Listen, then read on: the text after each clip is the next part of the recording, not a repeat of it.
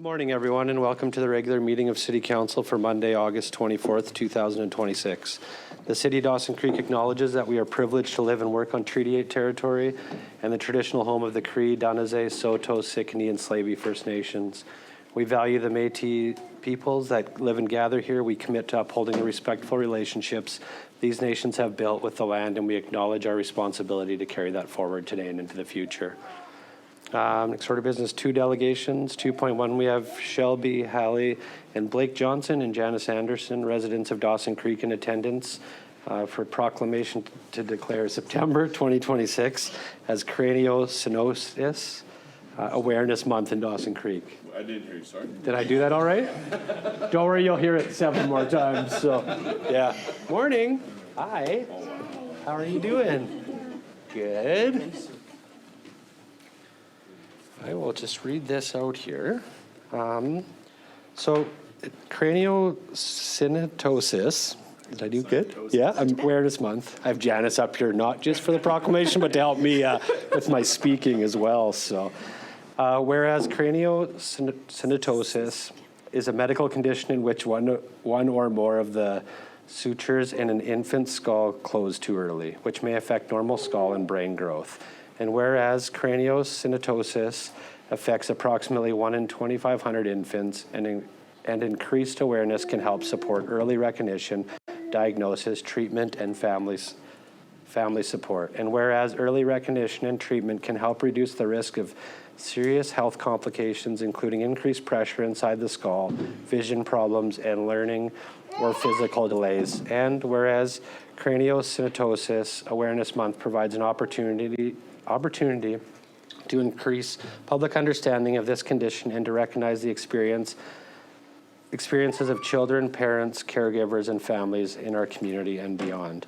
And whereas raising awareness helps promote education as well as compassion and support for those impacted by craniosynostosis.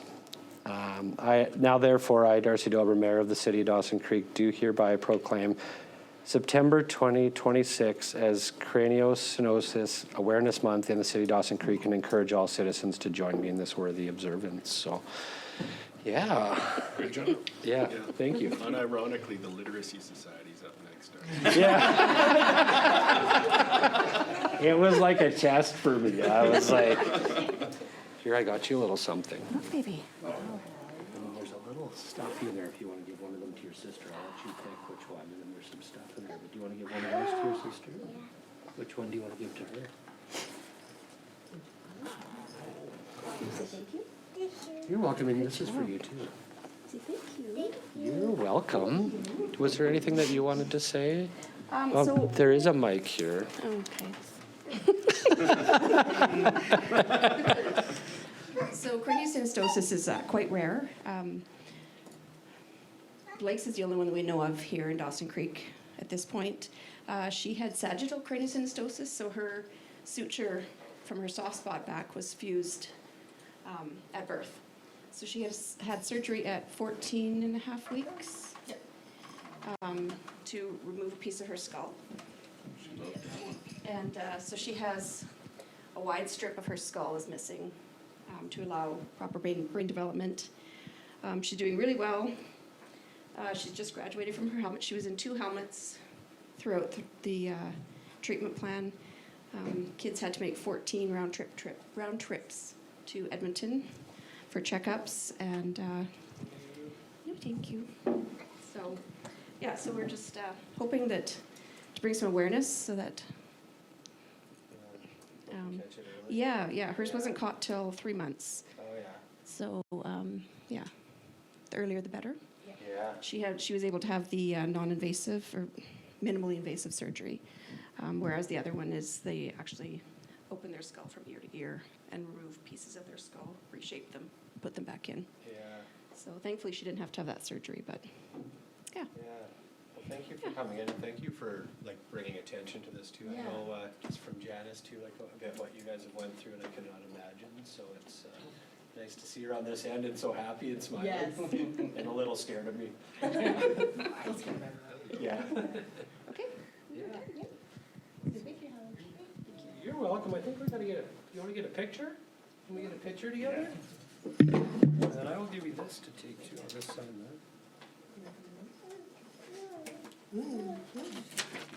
Janice, what was the fee we said? 1 in 2,500. I had it meant with my family. Oh, interesting. Didn't know And then, this. so she doesn't need to wear those anymore now? Oh, that's No, nice. August 12th was her last day. Oh, excellent. Yeah. 6 months, exactly. And then do you have to go back for checkups every so often? 1 year post-op, so in February yeah. we'll go, and then go yearly until she's about 5, so they can monitor. Just to make sure it continues to Yeah. like, Yeah, so then close up again. yeah. And then obviously like that part that they kind of will grow back over Yeah. at one point, yes. Hopefully. Eventually, they basically told us that it should, but Yeah. there's a chance that it doesn't. Yeah, And then they'll just put mesh over. that part, Yeah. yeah, just to protect. And, can I ask a question? Yeah, go ahead.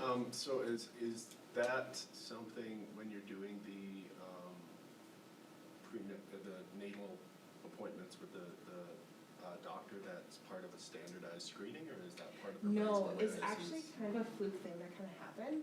She was breached, so I think what happened was when her head was at the top of my uterus, it signaled her brain to protect itself and closed. Okay, Yeah.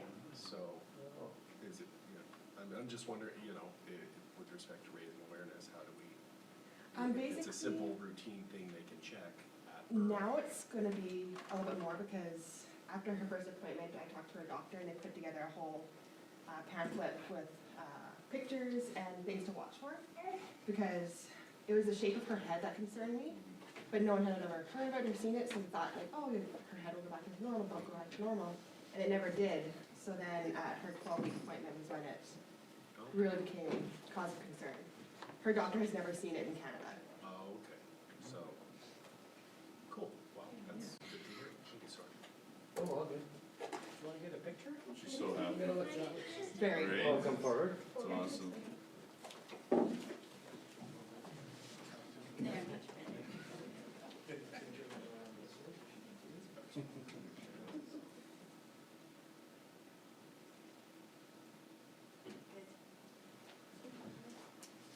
I took my little cheat sheet out of there. It's a hard word to say. I know. I like message Janice on Friday. No, we don't say this sometimes. I can have troubles pronouncing it once. So, yeah. Thanks. Nice meeting. Yes, thank you. Yeah.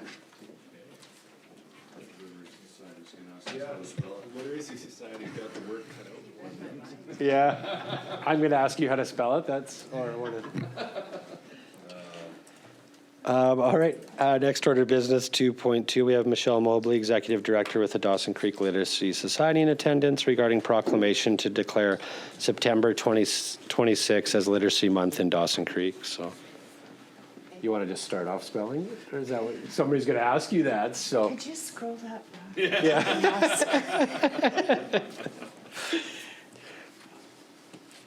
All right. Whereas Literacy Month is recognized across British Columbia during September, and whereas literacy is essential for Canadians to succeed in today's complex world as it extends beyond reading and writing, and whereas engaging children and youth in literacy programming provides the best possible environment for them to become lifelong learners, and whereas strong literacy skills are vital to Canada's social and economic development, offering everyone the opportunity to contribute to the education, growth, and prosperity of our nation, as well as the well-being of our communities.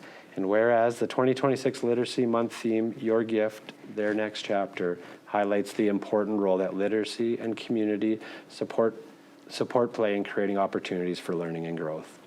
And whereas many organizations across British Columbia and Canada, including the Dawson Creek Literacy Society, demonstrate their commitment to literacy by fostering a culture of community-based learning. Now, therefore, I, Darcy Dober, Mayor of the City of Dawson Creek, do hereby proclaim September 26th as Literacy Month in the City of Dawson Creek and encourage all citizens to join me in this worthy observance. So, yeah, thanks, Thank Michele, for you. coming in. It's always a pleasure to have you here. And Always good to be here. yeah, was there some things that you wanted to share?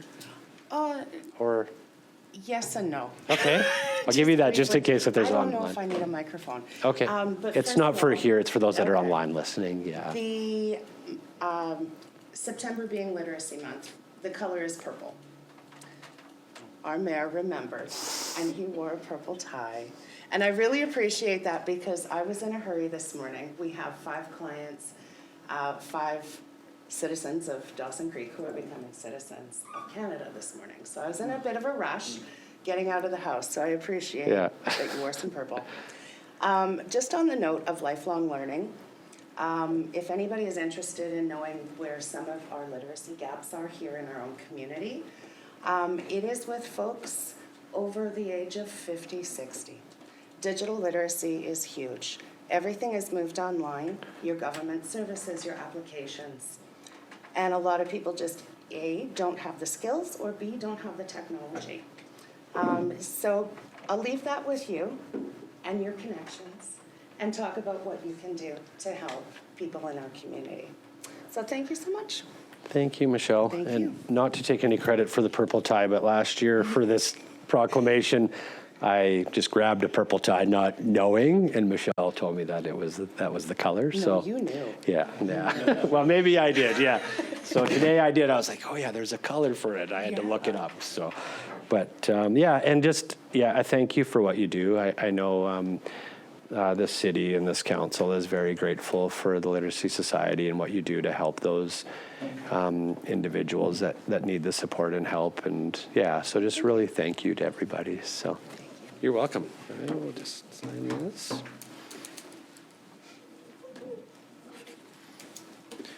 Move up here for a picture. I was actually thinking, because this is my last one, that was the talking service here. And these are the hard ones.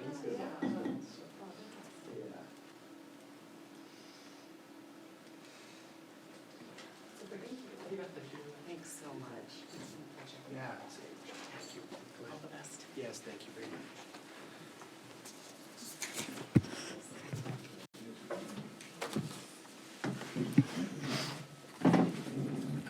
All right, next 2.3, we have Taylor Mills, outgoing executive director, and Thomas Taylor, the incoming executive director, with the South Peace Art Society in attendance regarding annual update to council. So, good morning, Taylor and Thomas. Good morning. Had me a little bit confused with the last name, Yeah, Thomas, and then Taylor's first name. a lot of alliteration Taylor and going on Taylor. right now around the gallery. Yeah. Welcome, and the floor is all yours. So. Yeah, thank you very much. I'm Thomas Taylor. For anybody that didn't know me already, really happy to be joining the team. But yeah, I'll start with a message from our board chair here. So it's Amanda Fossum, who was just voted in our last board meeting as the new president. So as the new president of the South Peace Art Society, I first want to acknowledge the privilege our group has operating the Dawson Creek Art Gallery in the most iconic grain elevator. Its influence, and I do apologize to the farming community, causes my daughters to call all grain elevators art galleries.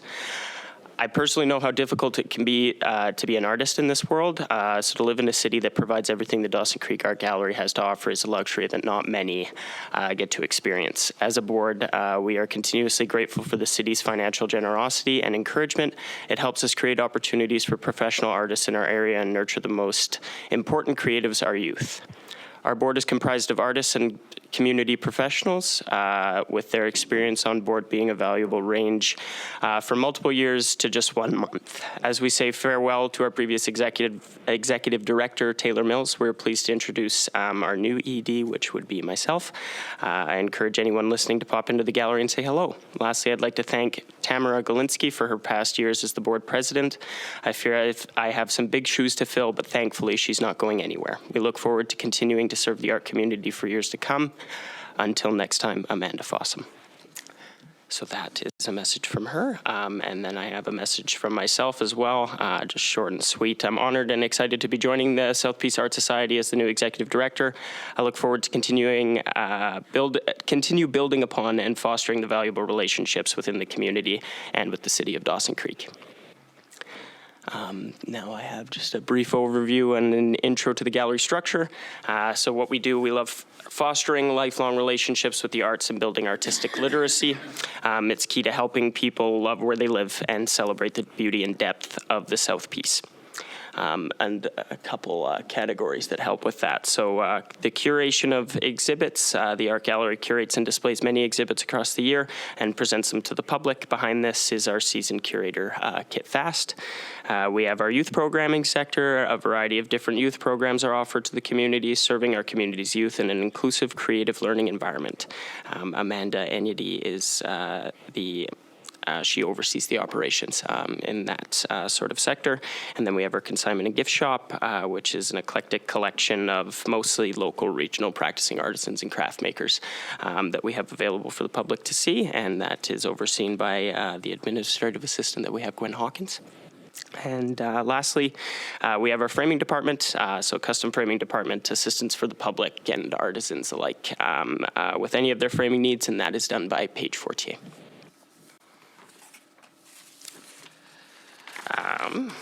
So now it's just some events and activities that we have that we had throughout the summer that I'm kind of just joining on to that I can speak to a little bit here.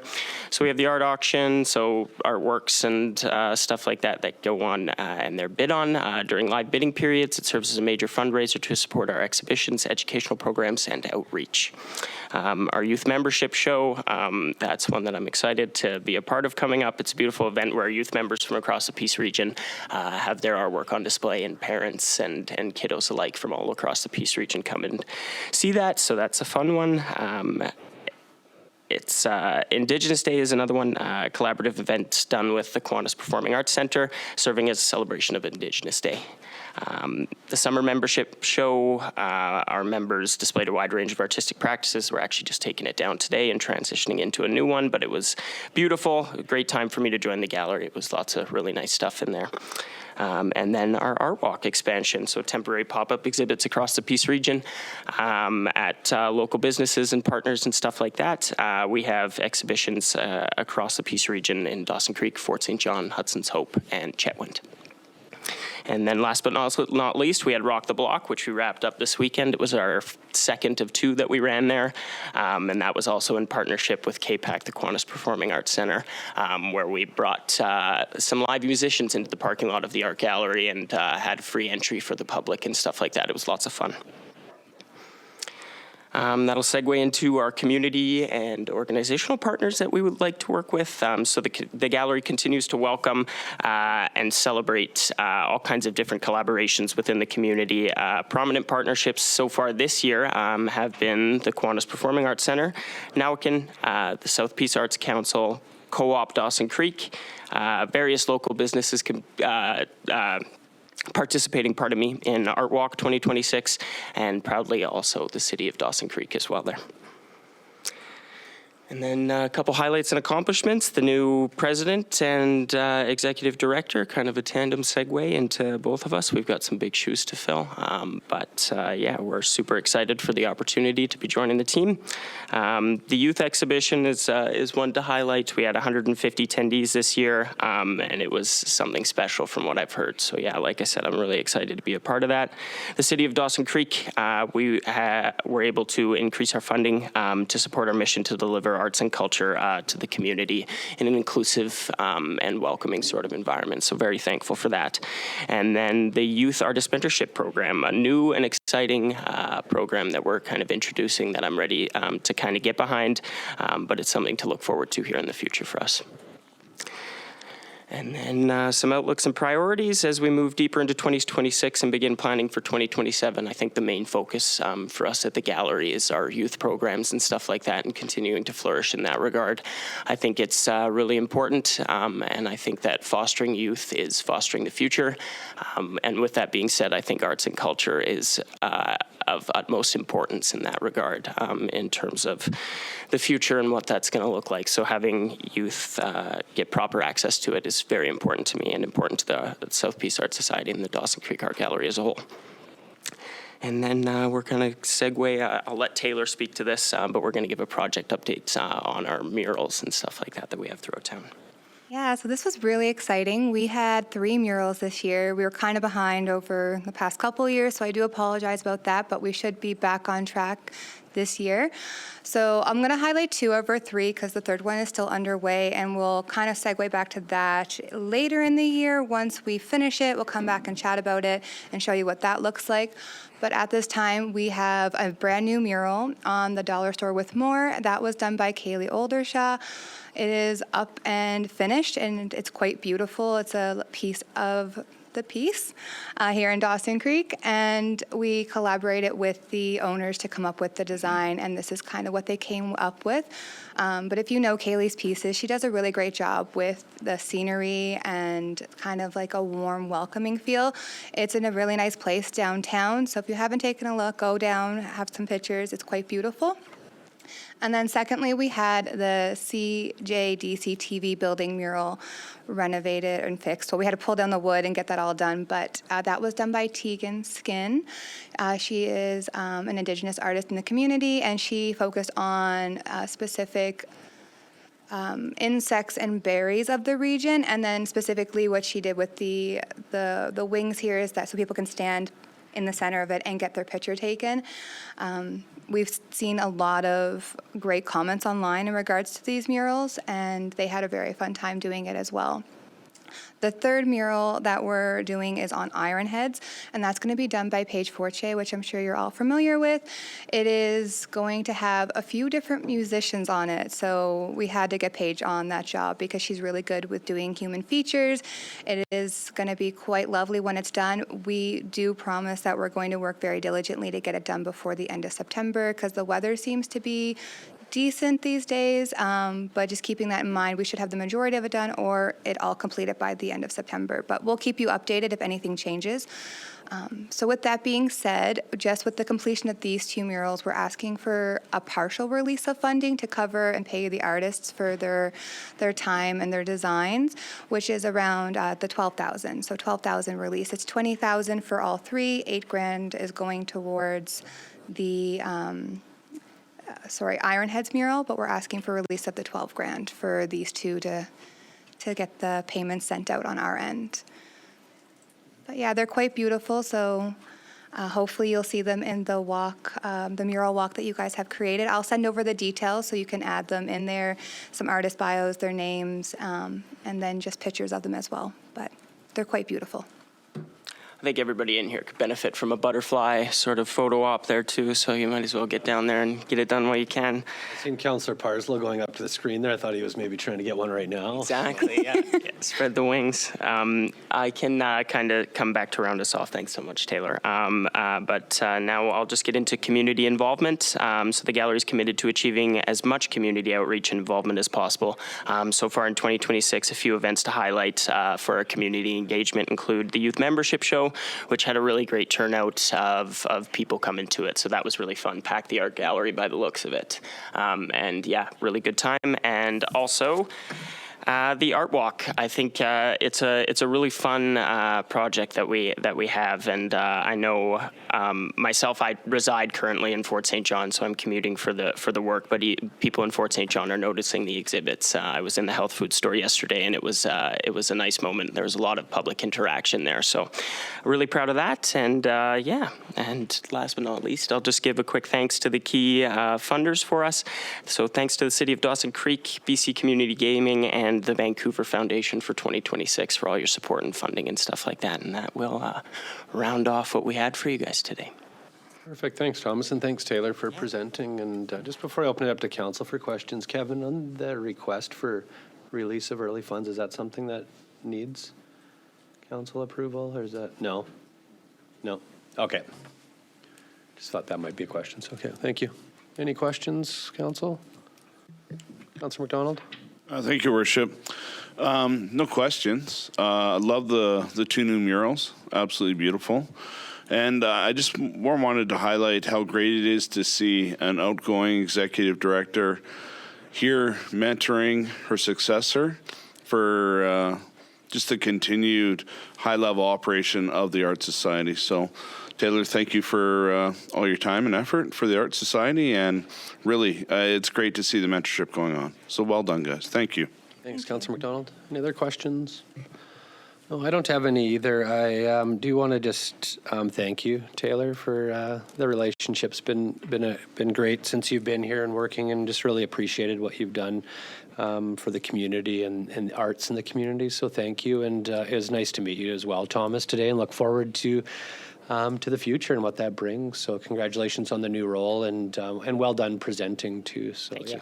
Yeah, you're welcome. Thank you. Appreciate it. Yeah, you're welcome. Thanks. Have a nice day. You as well. Thank you. All right, next 3 is the 2026 strategic priority chart. No updates there. Any questions? Anything from you, Kevin, on that? No? Okay. 4, no late items. 5, any new councillor business? No? All right, next. Sure, I'll go. Oh, go ahead, Councillor McDonald. Thank you, Worship.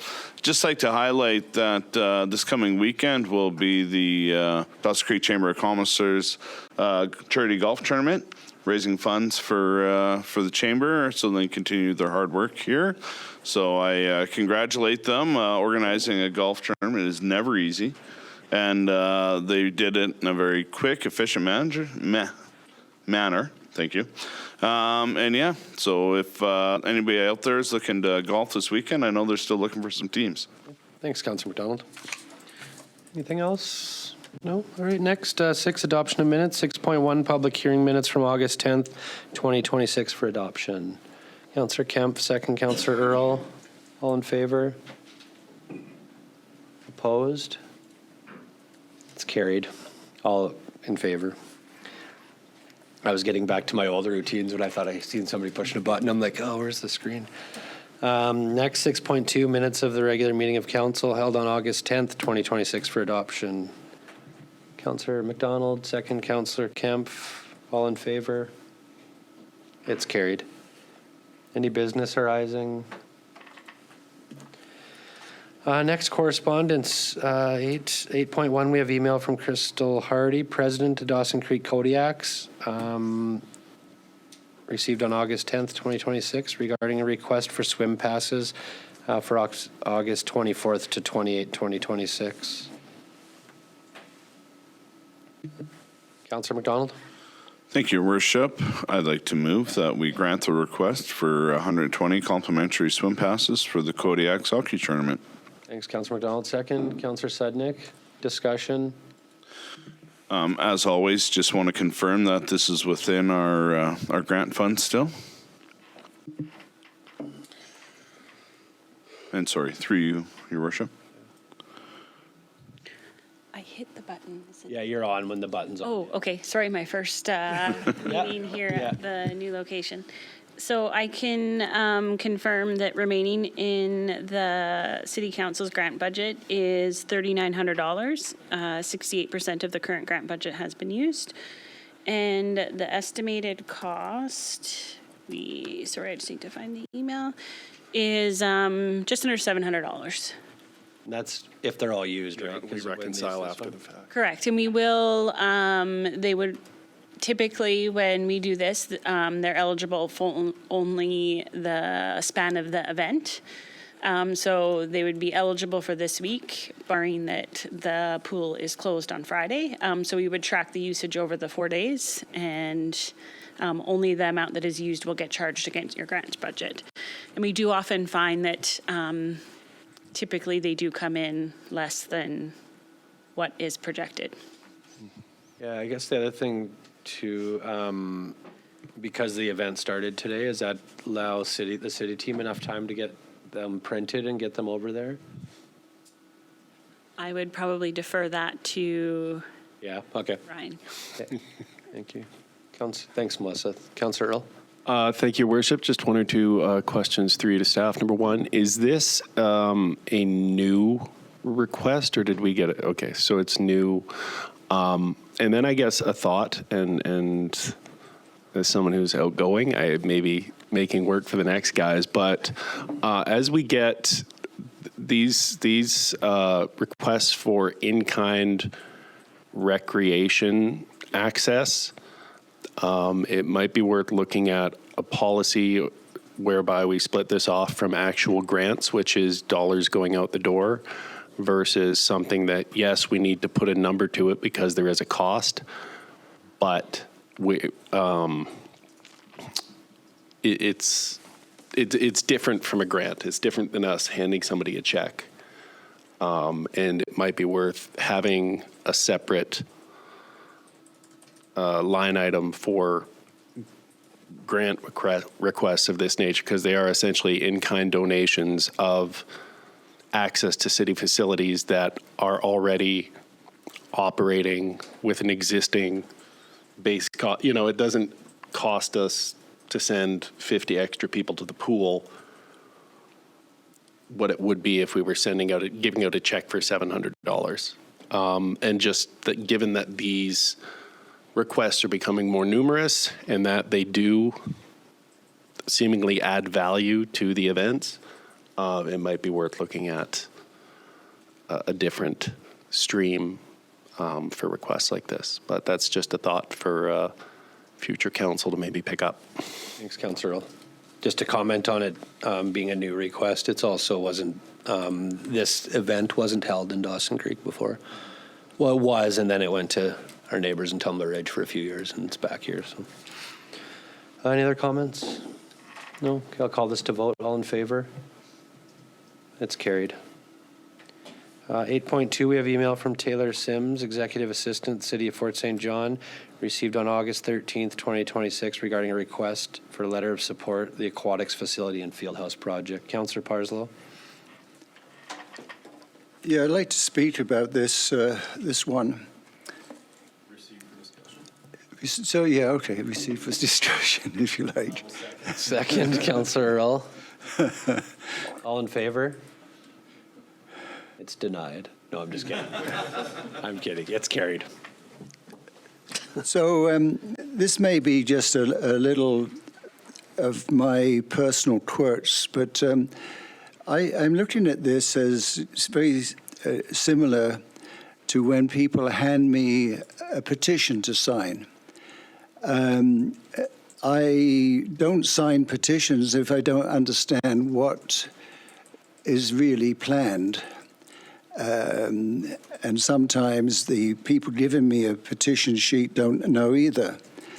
And so I'm inclined to suggest that because this is the scope of this project and the cost of this project, the scheduling of this project, there's so much discussion about it. I really don't know what is right and what is wrong. What are we supporting?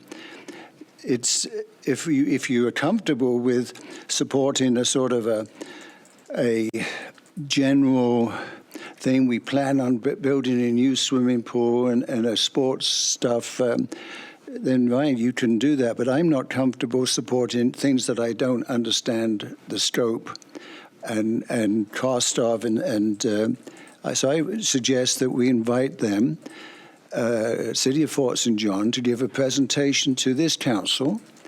I believe they did give one to the regional district. So I'd like to move that we invite representatives of the City of Fort St. John to give a presentation to us about the project and be prepared to answer some questions. Thank you. Second, Councillor Sudnick. I guess, was there any discussion on the first? Well, just if there's discussion now, there can be, so. Go ahead, Councillor Earl. Thank you, Worship. I guess my concern is more with the nature of the letter they're asking. Is this just a generic, open-ended letter of endorsement for the project? I don't see the letter being addressed to anyone. We're just sending them back a letter saying we support it, that they can then presumably turn around when they apply for grants or apply for anything else and say we've got, which, I mean, once again, if I guess more information as to Councillor Parslow's point would be helpful, but generally speaking, we don't. Have we ever been asked to issue a letter of this? Now, usually when someone comes to us asking for a letter of support, it's for a specific grant or a specific initiative or going to a specific person in government, whereas this is just kind of an open-ended endorsement for something. That's my point. It's so general. Well, I understand what we're supporting, but once again, it's what is the, I mean, not to be mercenary about this, because it's obviously we all rise as a region and fall as a region, but there are times when we do compete for resources as well, whether it's from the provincial government, from some sort of grant provider, and are we unintentionally going to put ourselves in a position where we're competing for a grant against a project we've given an open-ended endorsement to? And once again, I don't, generally speaking, this is a project that's obviously near and dear to the people of Fort St. John, or some people in Fort St. John, and they're very passionate about it. But it would be, I think, useful to have that conversation, but also if they were looking for a specific letter for a specific reason, as opposed to just something that 5 years from now they can still trot out and say, well, we've got the endorsement of the city of Dawson Creek, irrespective of how the circumstances may change. That's my reservation, I guess. Yeah, thanks, Councillor Earl. Yeah, I don't know the question if there's any risk. I don't know if there would be we haven't had to do this before, but I don't know. I mean, in support of the project, it's great for the region, and it's also, I believe, just sitting on the regional district board, I've had a bit of the presentation, but it is going to referendum this fall too, so it'll be a lot more clear on which direction that's going after that. But yeah, I don't know if you want to add anything, Kevin. Through your worship, just going to add that we sought a letter of support from the city of Fort St. John regarding our water security project, and we went and made a presentation, able to answer questions, and they were able to provide that letter. So I think, to be fair to what Councillor Parzo is saying, I don't think that's a bad thing. It enables questions. It's not that we don't support it, but I think it's helpful to have that information and that opportunity to ask those questions. Yeah, and very clear in their letter too, if you need more information, there's 2 individuals to request. So yeah, I think they're offering through the letter to come. So yeah. Okay. Another discussion? I'll call that motion to vote. All in favor? It's carried. Next, 8.3, we have a letter from Caitlyn Triebel, Artistic Director with the Dawson Creek Choral Society, received on August 18th, 2026, regarding a request for a letter of support for the BC Gaming Capital Projects Grant application. Councillor Earl? Thank you, Your Worship. I will move that we provide the requested letter of support. Thanks, Councillor Earl. Second, Councillor McDonald. Discussion. Call this to vote. All in favor? It's carried. Next, 9 reports. 9.1, we have report number 26-128 from the Human Resource Manager regarding a recruitment, selection, and employment equity policy.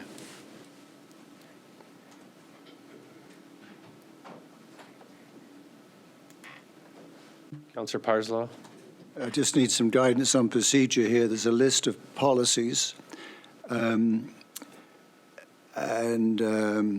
I don't wish to be an impediment, but I think there's some questions I have, particularly around the first policy, that might impact discussion. So, do you want to just make a motion for discussion? I'll make a motion for discussion then. Okay. Second, Councillor McDonald. All in favor? It's carried. Go ahead, Councillor Parslow. Okay. I want to start off by saying, obviously, a great deal of thought and work's gone into this, and this is not some of this stuff, how it's interpreted is often very interesting. But I really want to focus on the first policy, recruitment, selection, and employment equity. I know some employers, and I'm not saying this is the city of Dawson Creek, are often charged with reverse discrimination. And by that, I think people mean that generally mean, the way I interpret it is white males often are put at a disadvantage because of their gender and ethnicity. So if I read this, policy, and I want to focus on some specific centres, sections of this policy, because I don't know quite what they mean. So let's just start off with 5D, under merit-based selection. D reads, the city will select candidates based on, then D, capacity to perform the requirements of the position. Would you care to expand what is meant by that and what is might be included? Go ahead. Through your worship. So the capacity to perform the requirements of the position refers to a person's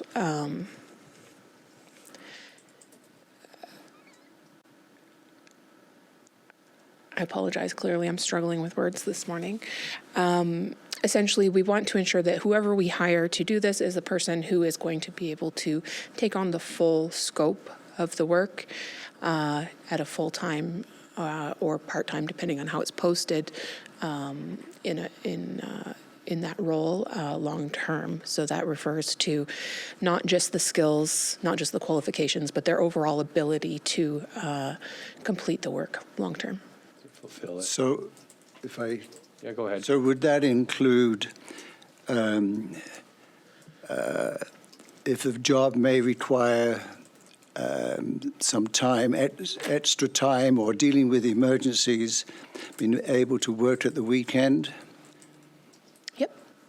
So how does that impact inversely a female with young children? I think that that is a nuanced and sometimes quite complicated issue that we are reevaluating our approach to regularly as it comes up.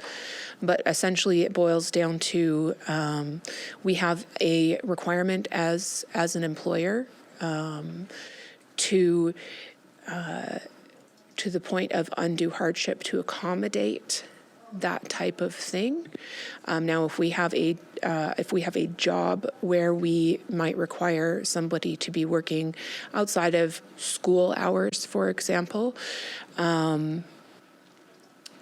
we would address any concerns that a person may have around childcare, getting kids to and from school, all of that sort of thing, through our flexible work arrangements policy that allows us to support folks who might have some of those concerns by adjusting some of their work hours to be able to still get their work done.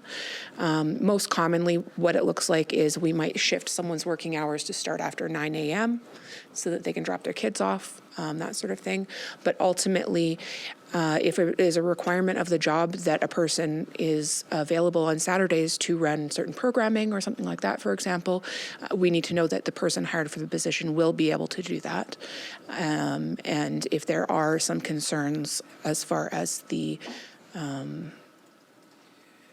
child care aspect in particular, which is a specific area where we do have a duty. In 5D, would a determination of their physical capacity to engage in lifting, Yep. would that be judged, would judgments be made just based upon an interview, or what would you be based upon if a job required heavy lifting? Yeah, you bet. Through your worship. When we go through our recruitment process, we ask our candidates whether they meet the minimum requirements of the job, which does include having physical agility in order to meet job requirements. Some have higher requirements than others, obviously. And we do not, just trying to think before I make a blanket statement, outside of our firefighters, we do not have physical testing before before giving people a job offer. But it does often, again, come up through accommodation requests if someone has injured themselves or something like that. And we work with someone at that point, but not during the recruitment process, other than, as I said, the firefighters. I recognize the word that you used, the word nuanced. I know and I respect that. This is very difficult stuff, administering it. Just moving on to sit C. Removing barriers that may disadvantage underrepresented groups. What sort of things are you referring to? What barriers would there be for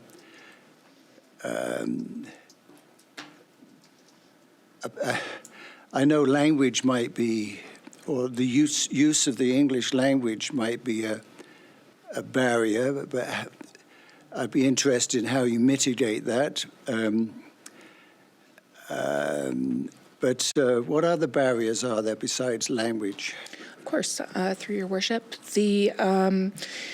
the primary areas where we really start looking at removing barriers are around driver's licenses and criminal records checks.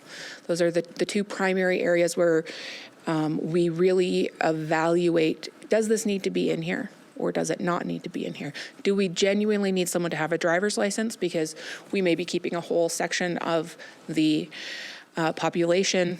We may be putting a barrier up to allow them to apply on a job because realistically you may not need to have a license for that job. Criminal record checks is another area, and that is one that is really, you get a lot of pressure from federal, provincial regulation to ensure that you are not throwing up, again, barriers in the way. Do we need to have a criminal record check for this position? And there's a whole checklist, essentially, or a flow chart that you go through. Does it do this? Does it work with the public? Does it work with vulnerable peoples? Is it a position of authority over others? And so we, where this most often comes up is when we work with our unions to evaluate our jobs, and we'll sit down and say, okay, are the requirements of this job being set in a way that are preventing people who would do a really good job of doing it just because they got in a bar fight 20 years ago, or just because they only have their learner's license. Those are the two biggest areas, and while we do look at it kind of in other areas around experience and that sort of thing, does this job really require experience? It's an entry-level job. Why are we expecting 4 years of experience for an entry-level job? The primary areas where we look at it, though, are around the driver's licenses and the criminal record checks.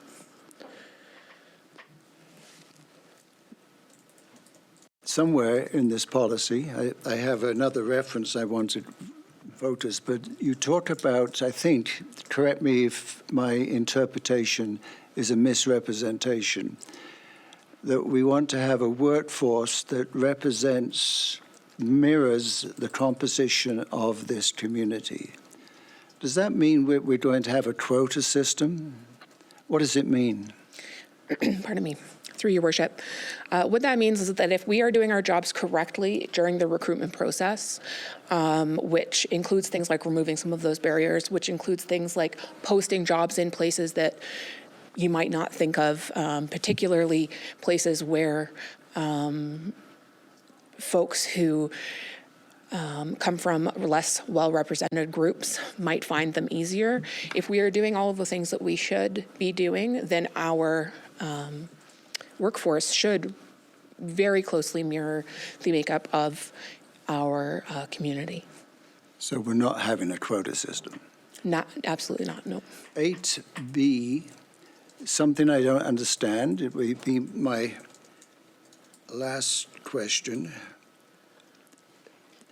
Ensure candidates are not excluded due to barriers related to disability, which I understand, or other protected grounds. What does that, those words protected grounds mean? And So protected grounds falls under both the Canada, apologies through your worship, through both the federal and the provincial human rights code.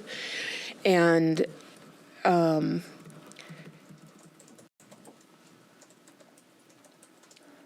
I guess I'll relate a little story to illustrate this. We have someone who's a CAO in our region who once had a chat with me about having an interview in, it must have been the 80s or 90s, with a trans individual, and how that was new ground for them at that point. That it certainly wasn't as visible or as accepted as it is now. And how they sat down and they had a talk ahead of time about how they were going to approach it to ensure that they weren't just being biased against this person because they had, they were visibly different from what they expected that person to look like. And that's essentially what this boils down to, is we have a significant number of things that are protected: sex, age, religion, country of origin. There's a whole list. And we need to be doing whatever we can to ensure that none of those factors are considered during the recruitment process. We do that through a few different things, primarily through our interview process being very transparent. We always have the same questions for everyone. They are they're rated on a scale where we weight different questions heavier depending on how important they are. And then we also have a section where we're like, this is what a good answer should tell you, so that we can be very consistent with our recruitment process and ensuring that we are basing it on the person's skills and abilities and not, their family life or their first language. So, thank you. Yes, I, as soon as you started illustrating protected grounds, I began to, my mind was not embracing that, but I do embrace those principles embedded in protected grounds for sure. So if I'm, let's say, in need of work and I personally apply to the city, you're saying that I would be considered equitably, there would be no seniors discrimination, no race discrimination, no religion, no disability stuff. It's an equal. How does one? I think the city's been accused by some people very unfairly, and I'm just going to say it, but I've just and then asked a question. It's like an old boys club. Well, it's not old boys. Let's say old boys and old girls club, right? How does one guard against inherent bias? I mean, I hated recruiting. I have strong biases, I just been explicit. If someone came to be an administrator in my school district wearing a nose ring, they may as well turn around, right? They're the old days. Now it wouldn't bother me. We all have biases. Some of them are ridiculous. Some of them are cultural. So is there a team approach to recruiting? Can you paint a picture how you go about recruiting for, let's say, just a regular position in the city? Absolutely. Through your worship, it's bias is inevitable. Everyone is biased in some way. Sometimes you're aware of what your biases are. Sometimes you're not aware of what your biases are. Something that I work with my team on and with the managers on is there's a little dated but very educational bias testing center put out by, you have caught me flat-footed here, but I'm pretty sure it's Harvard, where you can go through and take different tests and it'll tell you how biased you are in these different areas. And then an area where I particularly do this is before interviewing in some of our investigations, we sit down as a team and we say, okay, what are our biases? We're not here to judge each other's biases here. We're here to identify the biases and then say, okay, here's something where I know I might be biased. I don't like the color purple and this person's hair is purple, for example. Well, how am I going to deal with that? The number one is being aware of it. Number two is being prepared for it. And then it really comes down to ensuring that you have multiple people involved at every step. At the unionized level, we have always the manager and generally the supervisor as well. If not, they'll pull in another manager to be there for the interviews. For management, we always have at least 2 managers there. And then it's just a matter of making sure that everyone realizes that it's part of their job to call it out if they're seeing an issue. Say, I don't think you're giving this person a fair shake because what about this, this, this, and this? And I think the main thing that really helps with that for us and our team is just that constant touching base with everyone. How are you feeling about this? Have you thought about this? Hey, let's talk about bias again. I know that you guys just heard from me not too long ago about it, but let's talk about it again. And I think that I know that our managers work very hard to ensure that they are making what Devin always likes to call the right choice, not the easy choice when it comes to some of our recruitment decisions. Thanks, Councillor Parslow. Thanks, Lisa. Any other questions, discussion? No? All right, anybody like to move? I have a question. I looked through the entire report and I couldn't find one mention of it, but it's something I wanted to gauge whether it's on your radar as we are crafting these new policies. The use of AI in the application process, and how are you screening for that, and what are you doing to ensure that you're not getting 100 applications written by somebody's computer? Well, through your worship, I would say that we don't. I'm biased against it, so Currently. But really where a lot of this stuff comes out is in the interview, right? Yeah. We do 90% of our interviews in person. And the ones that we do online as well, they're very conversational. It's not like we tend to focus on competency-based questions. So it's not like they can just look up what the right answer is, because they have to talk to us about their experiences within their career and how they've managed to deal with certain problems or issues as they arose. Will we have to become more stringent in the future? Likely.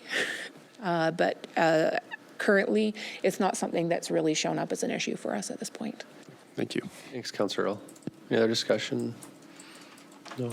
Anybody like to move for a recommendation? Councillor Parslow. Thank you.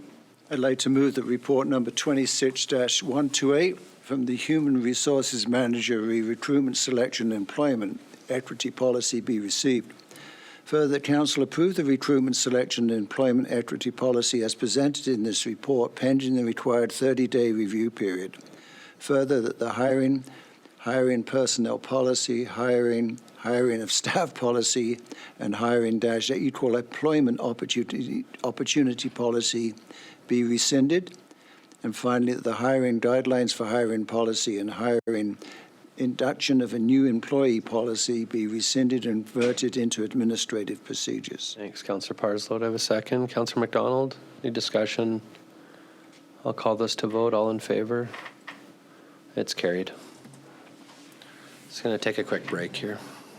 I'd like to call our regular council meeting for Monday, August 24th back to order. Next order of business is 9.2. We have report number 26-145 from the General Manager of Major Infrastructure and Development regarding the Water Supply System Project Phase 2 Planning and Recommendations. Councillor McDonald.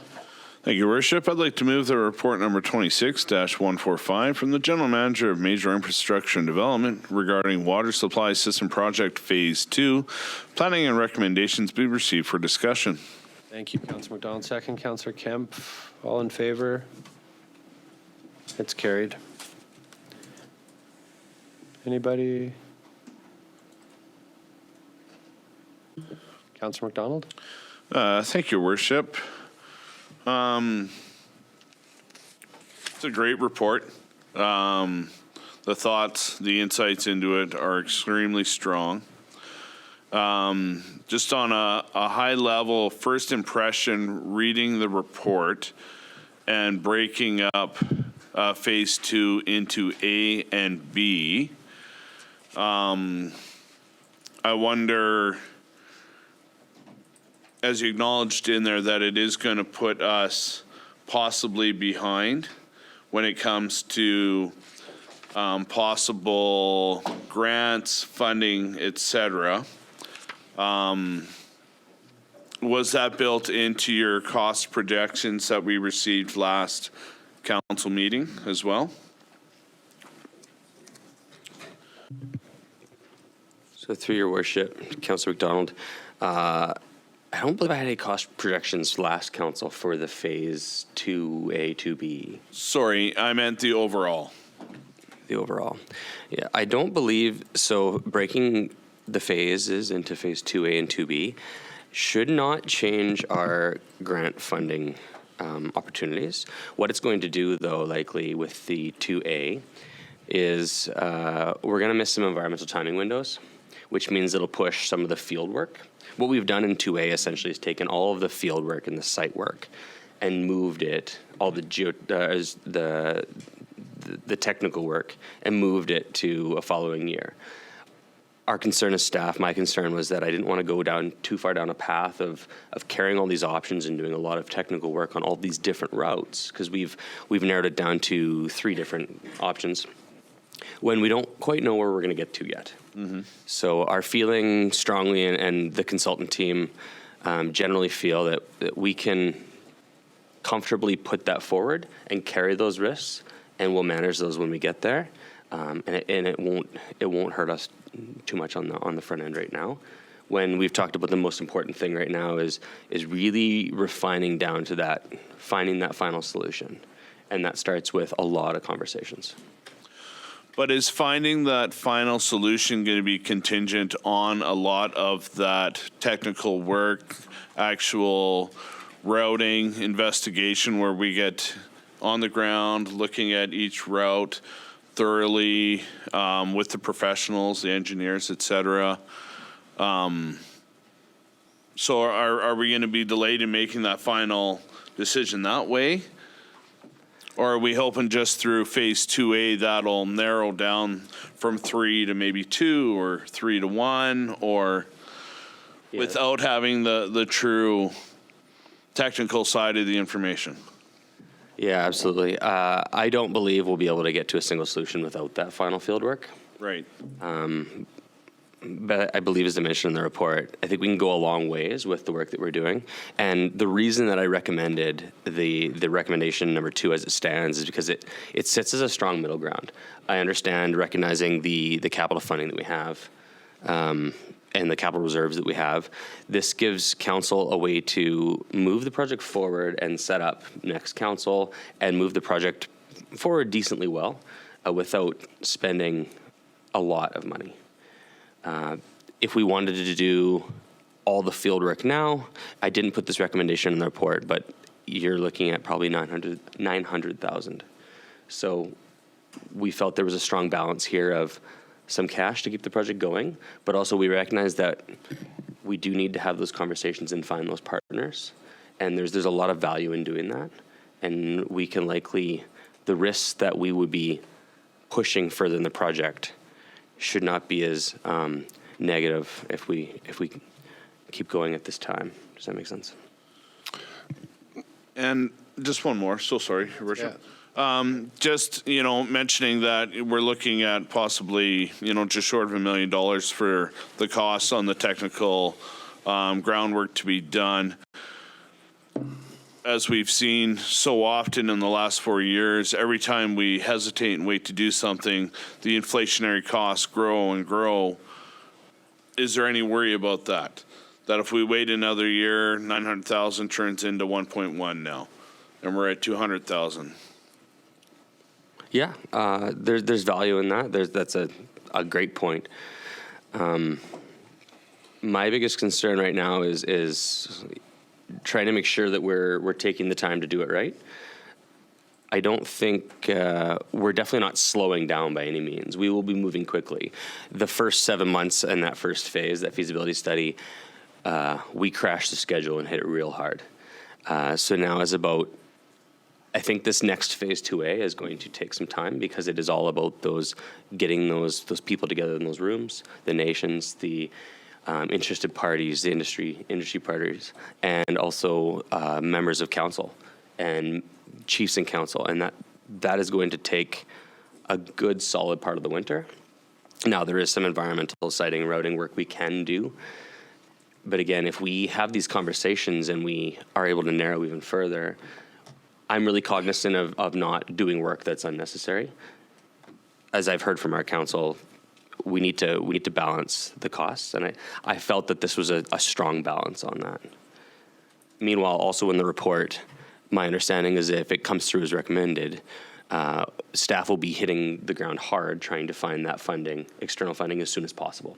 So hopefully we won't need to expend the full 500,000 before we find a funding partner to assist us with the planning process. Okay, perfect. I just want to state that I appreciate we are taking the time to do this right, Devin. There's a lot of thought and planning, et cetera, going into this, and I totally respect it. I was just curious on that. And as I mentioned, if there is a larger phase 2A, it does not include 2B, you're looking at 900,000 for that larger, and that will include environmental timing work that we would be doing immediately to try to hit that window this fall.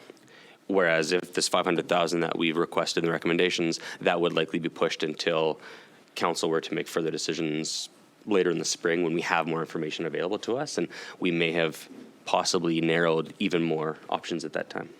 Okay, thank you, Your Worship. Thanks, Councillor McDonald. Go ahead, Councillor Earl. Thank you, Your Worship. So the 900,000 you just cited was not the cost for phase 2B. It would be the cost for an expanded phase 2A. Yes. I guess I'll go through this. I had a larger 2A that was involved in this that the project team had put together. We had reduced the scope because the 900,000 seemed a little too much for where we're at, our capital water reserves, things like that. We wanted to provide something to council that we felt was a strong balance, as I mentioned. The 900,000 would include some highly specific site work and technical work and routing work. Mm-hmm. And do we have a price tag for 2B? Not at this time. Not at this, but we were guessing that would be the more costly of the two simply because of the technical and on the ground. 2B would be a continuation of 2A, and it would come from those, after those discussions we've had, those engagement discussions, we've narrowed down to only a few options. Mm-hmm. And 2B, our feeling is that by the end of 2B, we would be at a spot where we would have one single solution. Okay. And it's not advisable to do them in tandem just because we still have to do the stakeholder engagement with various partners on the front end. So spending that money investigating options that may not be viable based on those conversations, might as well split them apart and keep it until after the fact. The biggest risk to the city is that carrying multiple options through heavy, intensive investigation, because there's archaeological reviews, there's environmental reviews, there's a lot of permitting and regulatory reviews. It can become very expensive very quickly. Okay. So the conversation is we need to balance that with trying to narrow down. There's nothing wrong with having a couple options. A couple options is good. But if we can get down to only a few from the ones we have, that would be even better. Okay.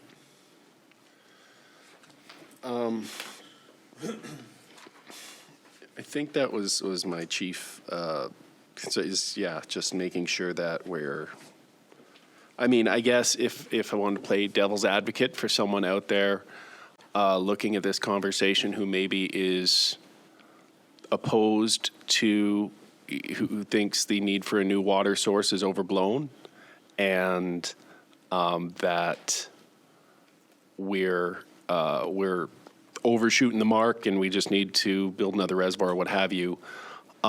Seeing us move forward in this kind of incremental phase may not be perceived as us being cautious. It may be more a matter of, incrementally you get so far down the rabbit hole that you have to continue with it. We're walking ourselves into a situation we can't back out of because the sunk costs are going to be such that, you have to keep moving forward. And I don't believe that, but I can imagine there might be some people out there who are going to watch this who will think that is, as this is how big, expensive projects get. Like the multiplex. Yeah, as Councillor Parslow, of all people, would know, as you ferry these large projects, get them to the point of no return so that you're essentially trapped by your own. Once again, I don't think that's the case, but I could see someone cynical about our intentions here viewing this and saying, well, no, this is just a matter of by the time you actually get to decision-making point, you've dumped $3.5–4 million into this and you can't, it's too late to turn back. So I don't think that's the case, but a cynical person may draw that conclusion. Councillor Parslow looks like he'd like to add something. Are you good, Councillor? I'm good for now. Thank you, Councillor. Go ahead, Councillor Parslow. Yes, there's lots of random thoughts going through my mind, but I want to underscore it with, I too appreciate the work and the writing. It's good. So I want that out front. This is not intended to be criticism at all. I'm not working. I am, I believe, correct in saying that this whole bureaucratic engagement, consultant stuff at great cost is judged, and you have been told that this is a necessary prerequisite for any real consideration by senior governments. Is that correct? I've read it somewhere that this is basically the process that has been dictated to you. Through your Is that worship. correct? So through your worship to Councillor Parslow, there's a number of permitting involved, regulatory reviews that need to happen, as well as obviously most recently the UNDRIP and province's duty to consult. That duty to consult through the province falls on us and our project, as well as environmental, archaeological impacts, regulatory impacts. We have many of our solutions go through agricultural land commission, agricultural land reserve lands. There's also other potential impacts to other pipelines in the area. One of these solutions crosses a number of existing pipelines. All of those require technical reviews, technical regulatory reviews. Every regulator, ministry, agency that we're going to be going to is going to be requiring a number of highly detailed technical reports. So, yes, it is the process. The process exists obviously for a reason, and it takes a number of consultants to do a 50-kilometer pipeline because there is interferences every couple hundred meters along this, as well as obviously the most important cultural engagement that we do with our nations and our neighbors to make sure that we are not impacting or creating any cumulative effects, as the courts have proven is something that we need to engage on. Right. So are we facing an emergency with our water system? Not this year, for sure, but in future years we're at risk, are we not? With the environmental science predictions for this area being a drought area. So do you have any timeline? Do you have some mileposts with some timelines, because, you know, the good reporting, etc., we were facing an emergency. We had a pretty good situation this year that we feel secure at this moment, but that could change quickly. Am I correct in saying that? You're nodding yes? Yeah, through your worship. I had sent something out to council last week. Yeah, It was one of our watershed reports. Yeah. And so we are feeling very good about it, but it was nice for my staff to bring us back to reality a little bit and share that although if you look over the last 3 or 4 years, the river's doing quite well. But if you look over the historical narrative over the last 20 years, we are actually at the 50th percentile for flow. So we are still low. So the question becomes, is this year the blip in the radar where we had a decent year and the previous couple of years are more the norm, or is it the other way around? I was just reading an article this morning about the El Nino that is all but guaranteed for this coming winter. And really now the discussion is just how severe it is going to be. It's not whether it'll happen, it's just how bad it'll be. And so for us, that typically results in lower than normal snow and warmer than average temperatures throughout the winter. So I'm certainly concerned that at this stage, this year is the blip, and next year we're back to maybe something that looks maybe like last year or the year before. So from an emergency standpoint, we have done a great amount of work to establish a response and a solution to an emergency. So we've got that with the province, that if we get in a spot, we have the ability to provide emergency source water. That, coupled with our reservoirs, gives us time to manage it. So that is a solution. It's not necessarily a long-term solution, but all honesty, if it takes us a couple of years to go through the process that Devin's talking about, we have the means and the plan to ensure that during those years of planning and constructing a future water supply, we have security for the community through that emergency plan that's been developed. Thank you. So I'm on the same page with you. That's good. So the other thing now that I want to comment on, because the writing is very good. However, writing is not a very good way of communicating to many groups of people. Me being one of them. Most people's leads, as you know, is visual.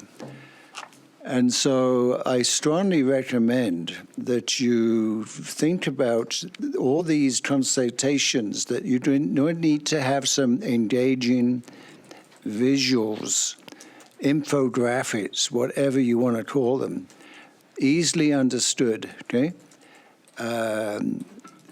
It's some attention, because giving a report like this is a waste of time, right?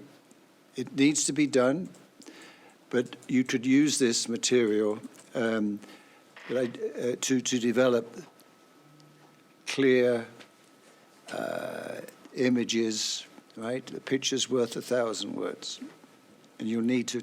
I just need to put our fantastic Director of Communications, Melissa, on the spot then. Her and the comms team have been doing a fantastic job with infographics, and I think they're already down the path on exactly what you're talking about. Good. Yeah. Are you good, Councillor Parslow? Are you looking for? I was wondering if we would see some of those one day. Go to the city's Facebook page. Through your worship to Councillor Parslow, of course, we will share those with you. We do have an excellent team that I am working with on infographics and materials. We also have been actively making sure that we're taking photographs whenever possible to ensure that we can describe this as easy as possible. It is a difficult one to describe to the general public, so you're correct. We do need to make sure that we are providing visuals that are easy to understand. Thanks, Melissa. Thanks, Councillor Parslow. Go ahead, Councillor Earl. Thank you, Worship. Just another quick follow-up through to staff. So recommendation number 3 with respect to the Environmental Assessment Office and how the new understanding of the project may change the interplay between us and them. Does that have a meaningful impact on the overall budget of the project? Was that taken into account in previous estimates? So through your worship, yes, obviously if the current project and the work that we've done certainly indicates that we're below the threshold that would require the Environmental Assessment Office and that whole process. That would save us an incredible amount of time, and with time comes expense. There's just a lot of process, and for all the right reasons, but this project, honestly, it just wouldn't be required with what we're looking at. So that is a positive for sure. So it would definitely be savings.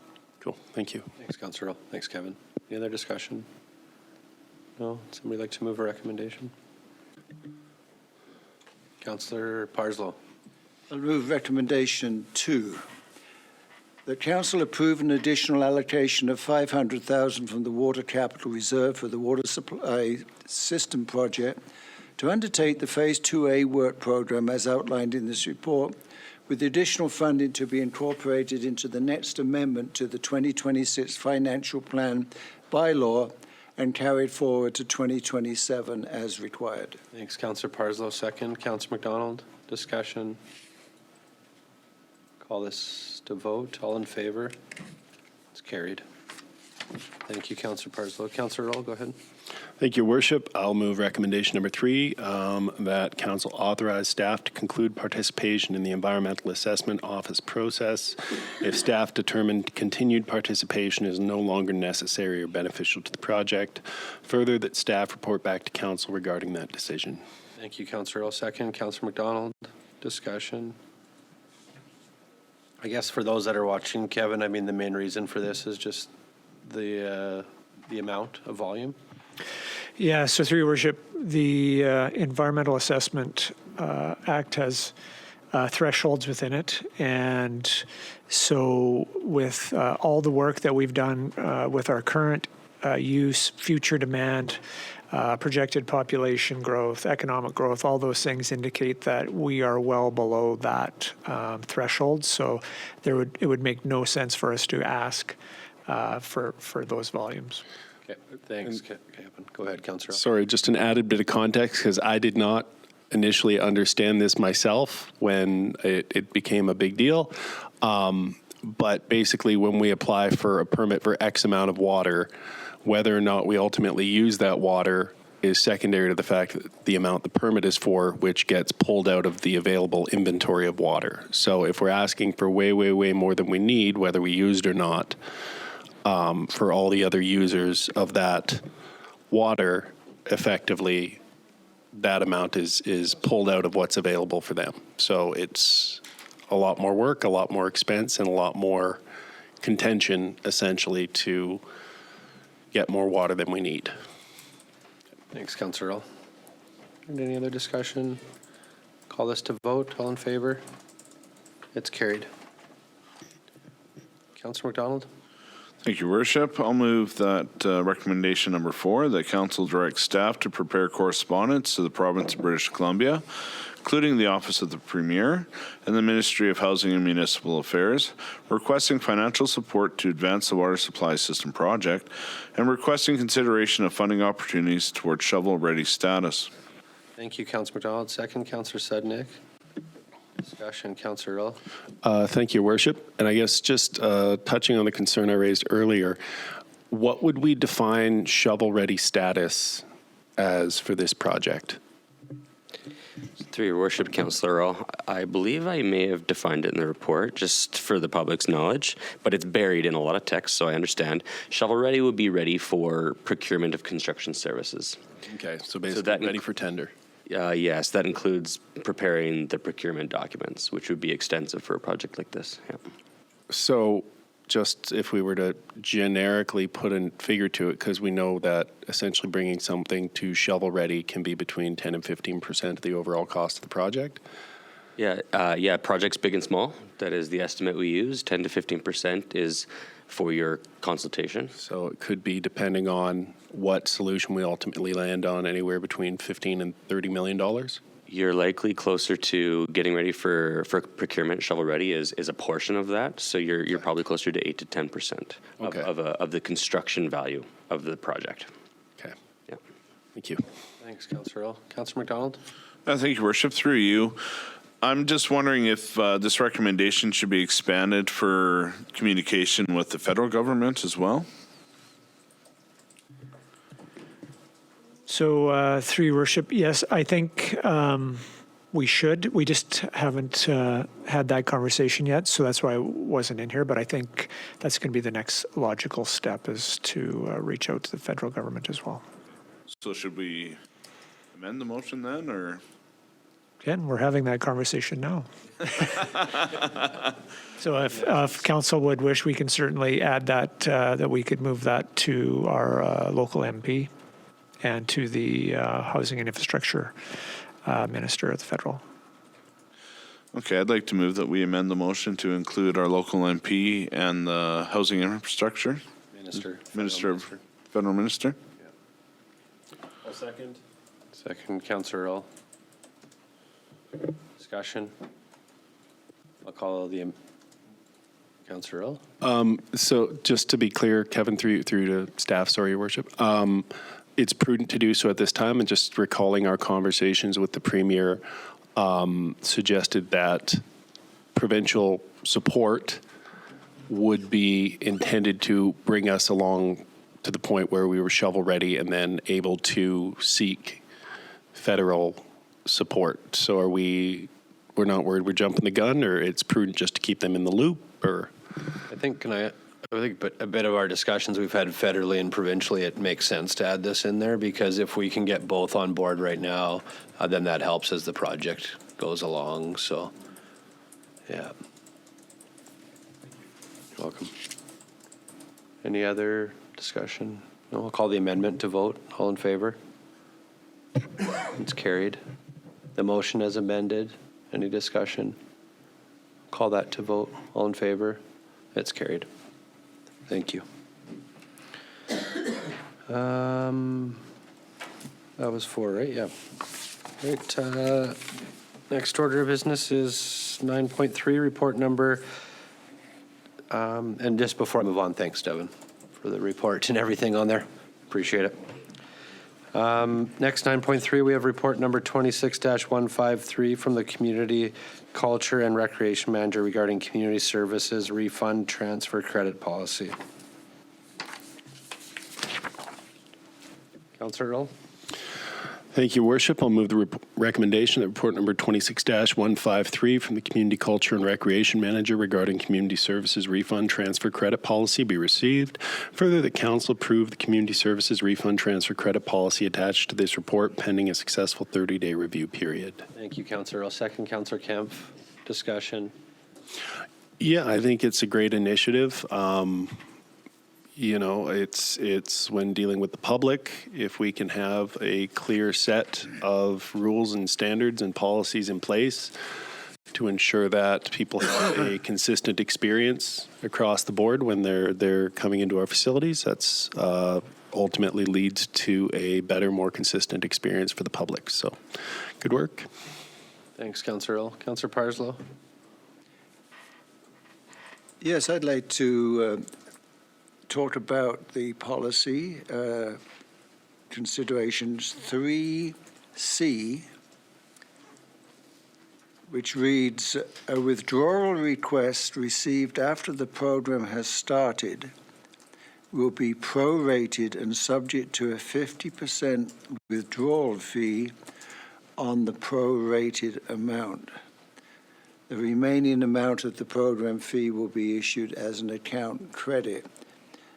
I find that overly generous. You've started a program based upon a commitment, presumably. I'm making this up from I arrange a lot of art courses, so let's use that as an illustration, and it may not apply. If it doesn't, tell me how it doesn't apply. So I engage a instructor based upon a number of participants taking the class or the course.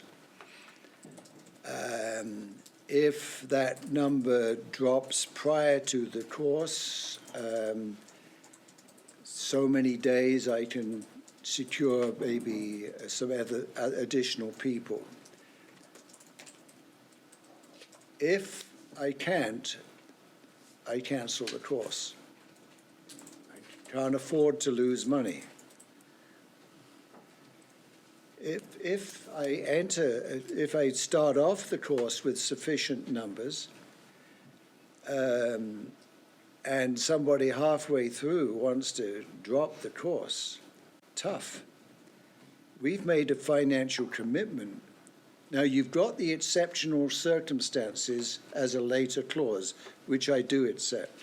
But if I've made a commitment and there's no exceptional circumstances, why should the rest of the taxpayers pick up the whim of you deciding, well, I really don't like it? So the rest of the stuff, as I say, it's D is fine, right? The rest of it's fine. I just find C is rather... Thanks, Councillor Parslow. Go ahead, Lindsay. Through your worship to Councillor Parslow, we did discuss this quite a lot. Most of this policy is coming from the pool. So we find a lot of times young kids, they'll be 3 years old, their parents think that they're ready for swimming lessons, and they'll come in and they will scream and cry. The instructor has to take all of their time with that one particular child, sacrificing the safety of the other kids. So in those kind of circumstances, that's where we're seeing this withdrawal after the program has started. So we wanted to make it, that could be included, you're right, it could be included in the exceptional circumstances for sure. But as a customer service point of view, or like we thought too, last week we did an equestrian camp. Also, this could be those exceptional circumstances, but kids who have never been around horses show up to camp on the first day and find out that they're actually allergic to horses. So that's why we put that in there, just as a customer service, nice and quick, we can give that withdrawal. And then the money still does stay with community services because it's a 50% fee on the withdrawal. Councillor Parslow, button. You've given two very good examples, but I think they're covered off by the exceptional.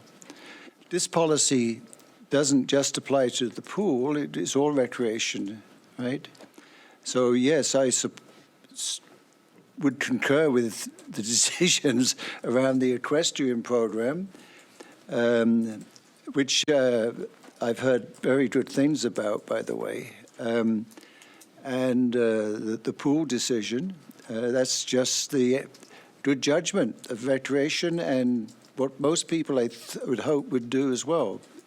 But it's the on a whim, and I think I don't think you need, I guess, the C, because the way you would administer D is in my mind very satisfactory. So that's just a concern I have. Thanks, Councillor Parslow. Go ahead, Councillor Earl. Thank you, Your Worship, and thank you to staff for the report once again. I did note the item C that Councillor Parslow highlighted earlier, but satisfied by your answer, and I figured, the customer service piece and the fact that it is retained within the city as an account credit, so it'll be used for another program and then keep them in the tent, so to speak. I guess question just kind of, and I apologize if you're not able to speak to this, but I think it's worth asking. How does this policy align or compare to other city-owned facilities that are leased by nonprofits that offer coursework and programming, like KPAC, like the Art Gallery. Is there any interest on their end in aligning policies? So not to say, obviously, we don't want to do what they're doing and run their thing, but a consistent policy around this could also be useful for anyone offering these kind of amenities in the city, so there's a consistent expectation. Yeah, through your worship to Councillor Earl, we can definitely approach KPAC and the Art Gallery to discuss that. The Aquatics customer service supervisor did check with other municipalities, though, before we wrote this policy to check to see what they were doing, and it's fairly consistent. Everyone's a little bit different, but we and yeah, made this work depending for on us. the nature of what you're offering, it could be very different. Yeah. And not necessarily to approach them and suggest they do it, but I know a lot of these nonprofits struggle to maintain up-to-date best practice policies, so it might be a valuable resource for them just to provide, to say, this is what the city's doing now, in case you're interested. For sure, yeah. And similarly, what kind of integration do we have through the city's website for, say, once again, an organization like the Art Gallery or KPAC, just to give them another outlet to have people sign up for coursework? Are they able to utilize the city's recreation portal? Through your worship, they are not. They all have their own registration portals.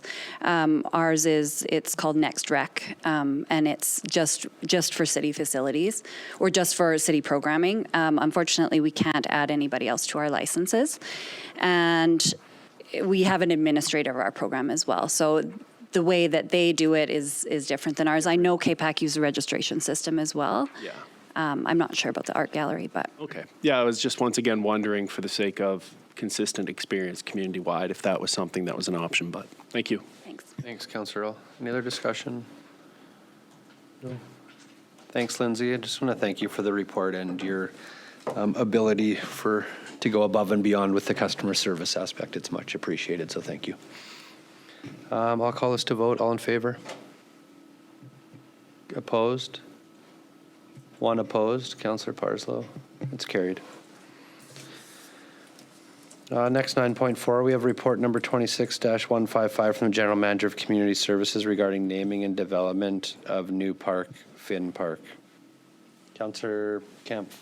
Thank you, Your Worship. I'll move the recommendation, the report number 26-155 from the General Manager of Community Services regarding naming and development of the new park, Fynn Park, be received. For the council approve Fynn Park as the official name for the new city park located at 1125 118th Avenue, and for the staff be directed to bring forward as part of the 2027 capital budget process a request for council's consideration for the development of the playground area, including playground structures and equipment, fencing, signage, site preparation and improvements, and all other related components required to establish the playground area. Thanks, Councillor Kemp. Second, Councillor Parslow. Discussion. Call this to vote. All in favor? It's carried. Next, 9.5, report number M26-157 from the Chief Administrative Officer regarding Memo Regional Aviation Fuel Price Comparison. Councillor Parslow. Move the report number M26-157 for the CAO, the Regional Aviation Fuel Price Comparison, which compares Dawson Creek's aviation fuel prices with available prices at selected regional airports, be received for information. Thanks, Councillor Parslow. Second, Councillor Kemp. Discussion on the information. Call this to vote. All in favor? It's carried. Next, 9.6, we have report number 26-159 from the corporate officer regarding land acquisition, 520 122nd Avenue and 120007th Street. Councillor Parslow? No, sorry. Okay. Councillor McDonald, thank you. Thank you. I'd like to move that report number 26-159 from the corporate officer regarding land acquisition, 520 122nd Avenue and 12,000 7th Street be received. Further, the council directs staff to add the following properties to the city land sale list for sale at the respective appraised market values. 520 122nd Avenue at $237,000, and 12,000 7th Street at $498,000. Thank you, Councillor McDonald. Second, Councillor Kemp. Discussion. Call this to vote. All in favor? It's carried. Next, 9.7, we have report number M26-160 from the Capital Projects Manager regarding Memo, 100 Avenue, drainage and roadway maintenance update and long-term infrastructure planning.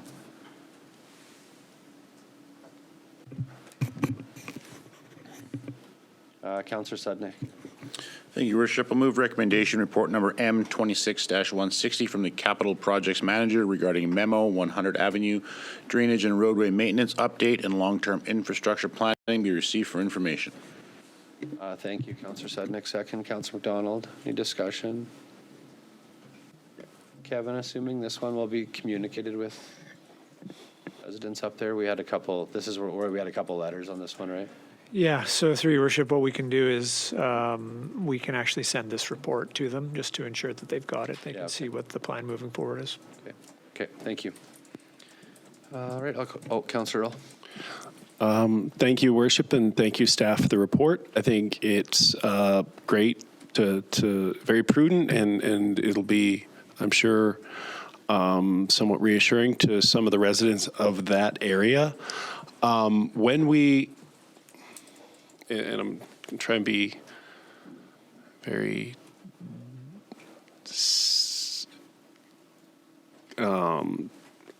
ask a question basically saying, to what extent when we are planning these undertakings is this motivated by political considerations or squeaky wheel getting the grease versus actual priorities compared to other aspects of the community? Because there's several areas in the community that could use some love. How are we ensuring that this specific area isn't crowding out other priorities so that we're not, not that they don't deserve to have their concerns addressed, but there's, once again, plenty of areas in the community that need some attention. And how are we triaging those things and not just, or is this consistent with our plan, or are we kind of somewhat upending the plan because we got some letters of people who aren't happy about drainage? Well, through your worship, it's a loaded question. It is a loaded question, and while I don't want to diminish their concern or their frustration, I also want to ensure that we're allocating capital funds in an equitable fashion that are ultimately not, we look at what it costs to replace a road that's failed. I want to make sure we're not neglecting those roads that we could get in and save some money on if we do it right now in order to, So this particular avenue, 100th Avenue, was in or is in our plan for 2028 for resurfacing. So that's one issue. That's just the road service issue. The other issues that have come forward through the conversations with the property owners is the drainage. That's not unknown to us, but maybe hasn't been elevated to a higher priority. So I would say there's kind of two parts to this. The paving was already identified and was going to be addressed. The request from the property owners is that it gets expedited, perhaps. There's some immediate stuff that needs to be done, and as it should, and we're doing that. So the paving, it's probably on time as per the plan. The drainage you see here is a bit of a bigger issue. We can just maintain the ditches and just kind of have the same as we've always had.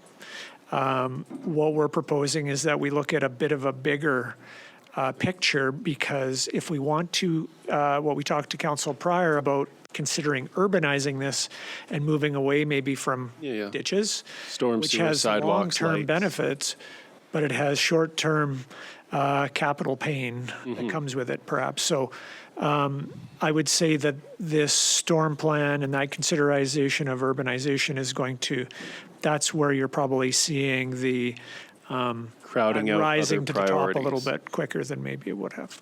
Okay. Not that it shouldn't have. And I guess just with respect to costs, I know on a cost, from a cost standpoint, getting in there and doing everything at once versus paving and then going back and doing, is that stand for urbanization, or is that just when you're already replacing an existing storm sewer? Yeah, so Stuff through your worship, underground. the challenge is we could go pave the road, but if we're going to do urbanization ultimately, that road elevation might be different in the future. So we need to make those considerations now, so everything, will fit together. So again, albeit this might take some time and some money to do the plan, I think it's probably the right thing to do. We have talked internally about the Park Hill area and that road network of needing and wanting to do something in that area to talk about this. But frankly, as we go through the budget process, there is always so many things that are considered, and it hasn't made it till this point. So, yeah. Okay. Yeah, once again, I don't want to diminish the value of people advocating for their neighborhood or their block when they feel like they're being underserved, that's a perfectly valid part of the democratic process.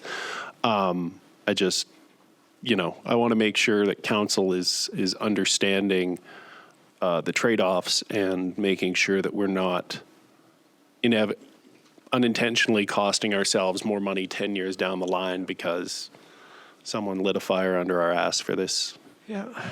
So, pardon my language, sorry. You will know that staff will always be bringing priorities forward based on engineering reports and data, but that's always subject to change in this room or at the council chambers of there's always some political influence. That's your role. That's what your job is. So that we accept that will happen from time to time, and sometimes for very good reason. So, but our recommendations will be driven on planning documents. Much appreciated. Thank you. Thanks, Councillor Earl. Councillor Parslow. I'm still smiling about this, but this report has struck a chord with me. I really like it. I like the structure of this report. One of the things that Jim Shoup many years ago shared was some standards as it relates to responding to presentations whenever you're seeking opinions, collaboration. You share what you've done, right? What you plan to do. Now, I'm not saying that this has never been done before, this format, but I love it because it shows that we've listened, or staff in this case has listened, and we're doing something about it. Or if we can't do something about it, it would explain why we couldn't. So I just want to commend, I love this structure, and that was one of the things that when Jim presented that 10, 15 years ago, I don't remember, it really resonated with me. This is a classy way, if you go out, you consult, share what you've done with the information, what you're not going to do, and why. So I just, and I know, Kevin, you give all the love out you could possibly give, but if we don't give him enough money to do that, or the taxpayers don't, we can't spread it around. It's rather thin. Yeah. But anyway, I love the metaphor of love, for council. But seriously, I do like this structure. Has it been used before like this? But that's what's hit me, Yeah, so through your worship, honestly, I can't say, but I agree. I think it is great, and we'll certainly make sure that Dane receives the accolades he deserves on this, and something for us to take away when we're dealing with this in the future. Yes, it's that second sentence, that in the purpose, right? That I think is an important standard to keep to, if that's the right word. Thank you. Thanks, Councillor Parslow. Thanks, Kevin. Any other discussion? I'll call this to vote. All in favor? It's carried. Next order of business, 10 bylaws. 10.1, we have report number 26-156 from the city planner regarding zoning amendment 26-01 bylaw number 4636 2026 for consideration of adoption. Councillor Kemp. Thank you, Your Worship. I'll move the recommendation, the report number 26-156 from the City Planner regarding zoning amendment 2601, bylaw number 4636-2026 be received. For the zoning amendment 2601, bylaw number 4636-2026, which provides for a site-specific use to permit a school wood metal shop with the existing building on the subject property be adopted. Thank you, Councillor Kemp. Second, Councillor Sudnick. Discussion. Call us to vote. All in favor? It's carried. 10.2, we have report number 26-163 from the City Planner regarding OCP Amendment 26-01 bylaw number 4639-2026 and zoning amendment 26-02 bylaw number 4638-2026 for consideration of third reading and adoption. Councillor Kemp. Thank you, Your Worship. I'll move the recommendation, the report number 26-163 from the City Planner regarding official community plan amendment 2601 bylaw number 4639-2026 and the zoning amendment 2602 bylaw number 4638-2026 be received. For the official community plan amendment 2601 bylaw number 4639-2026 and zoning amendment 2602 bylaw number 4638-2026, which designates the property at 1636 99th Avenue from industrial to commercial and rezones the property from M1 light industrial to C2 general commercial to permit the continued operation of a fitness facility be given third reading and adopted. Thank you, Councillor Kemp. Second, Councillor McDonald. Discussion. Call this to vote. All in favor? It's carried. Next, 10.3, we have report number 26-116 from the corporate officer regarding land sale 632 and 628 106th Avenue and 1537 96th Avenue, bylaw number 4637-2026 for consideration of first three readings. Councillor Earl. Thank you, Your Worship. I'll move the recommendation that report number 26-116 from the corporate officer regarding land sale 632 and 628 106th Avenue and 1537 96th Avenue, bylaw number 4637-2026 be received. Further, that land sale bylaw number 4637-2026, which formally records the disposition of 3 former city-owned properties and the acquisition of 2 properties, 10424 and 10428 17th Street, through the completed land exchange with 1342000 BC Limited, be given first 3 readings. Thank you, Councillor Earl. Second, Councillor McDonald. Discussion. Call this to vote. All in favor? It's carried. Next, 10.4, we have report number 26-165 from the City Planner regarding official community plan amendment 26-02, bylaw number 4642-2026 and zoning amendment 26-03, bylaw number 4641-2026 for consideration of first and second reading. Councillor Earl. Thank you, Your Worship. I'll move that report number 26-165 from the City Planner regarding official community plan amendment 26-02, bylaw number 4642-2026 and zoning amendment 26-03, bylaw number 4641-2026 be received.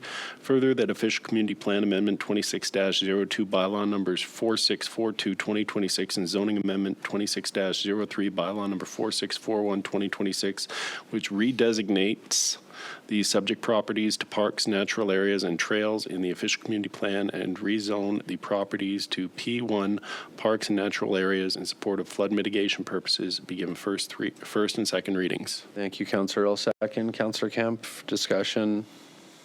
Call this to vote. All in favor? It's carried. Next, 10.5, we have report number 26-167 from the Director of Development Services regarding nuisance abatement cost recovery, bylaw number 4643-2026 for consideration of first and second reading. Councillor McDonald.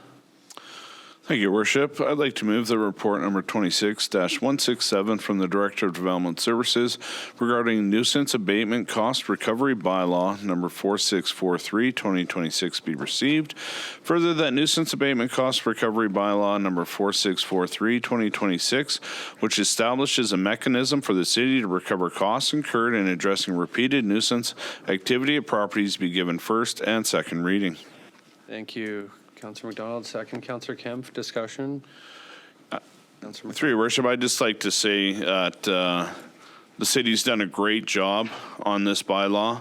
A lot of thought and process has gone into it to make sure that the city is on a very good, stable footing in regards to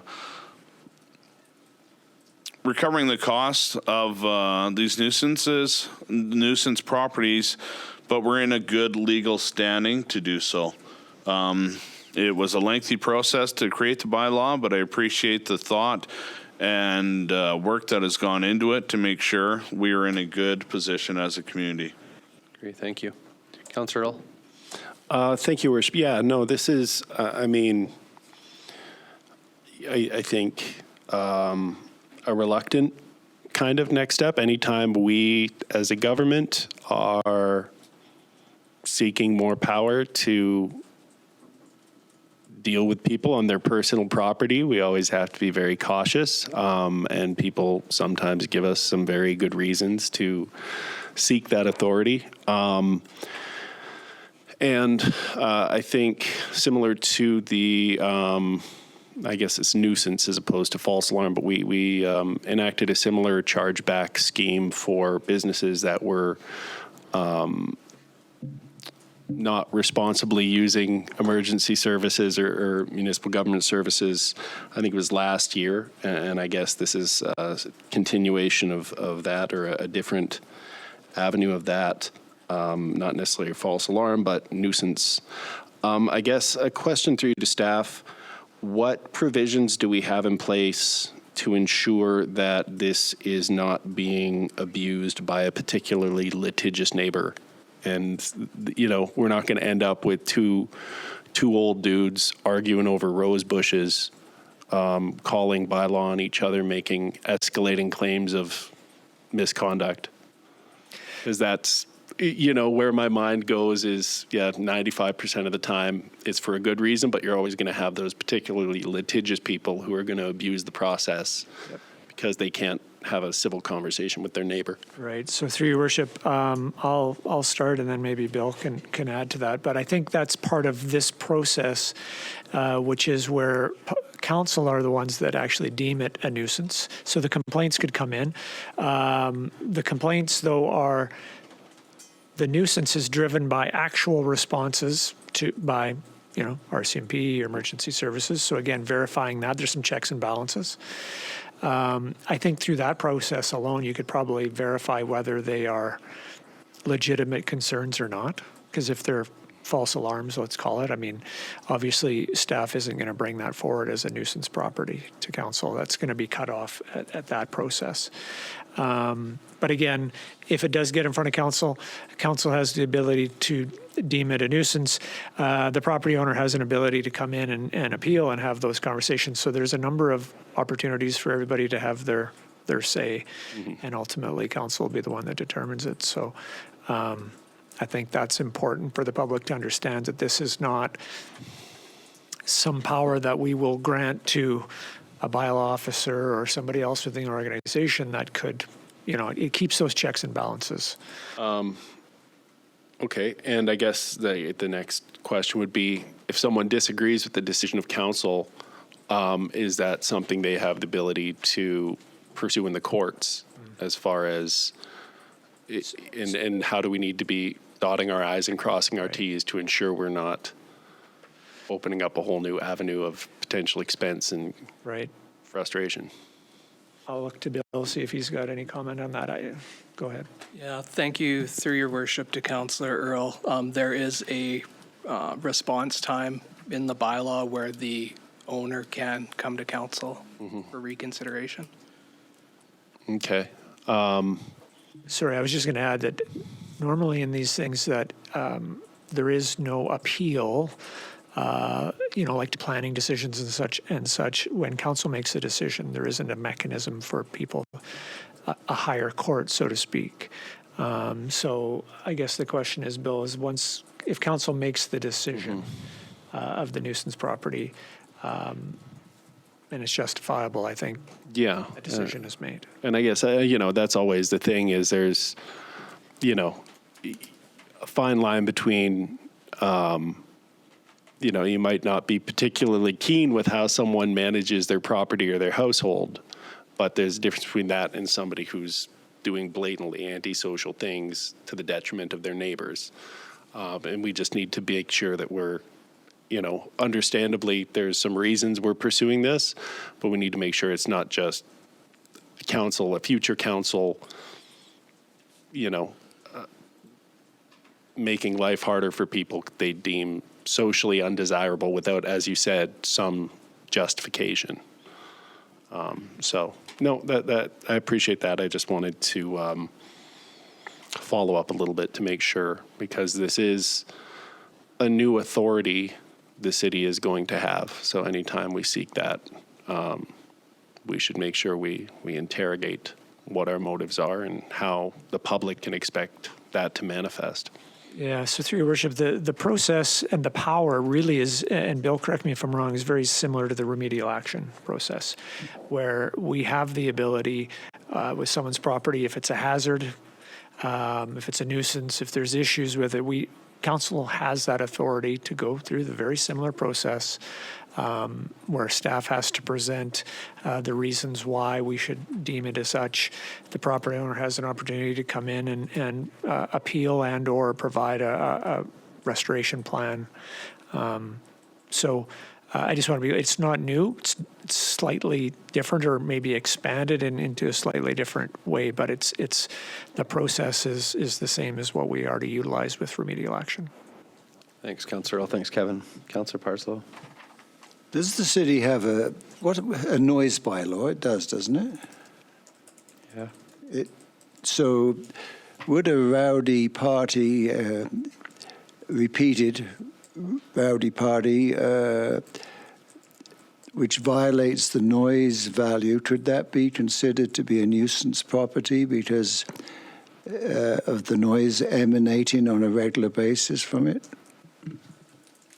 Through your worship to Councillor Parslow, you're correct. Yeah, nuisance defined in the proposed bylaw does speak to noise, loud music, revving engines, frequent late night attendance of vehicles, etc. So it does speak to it.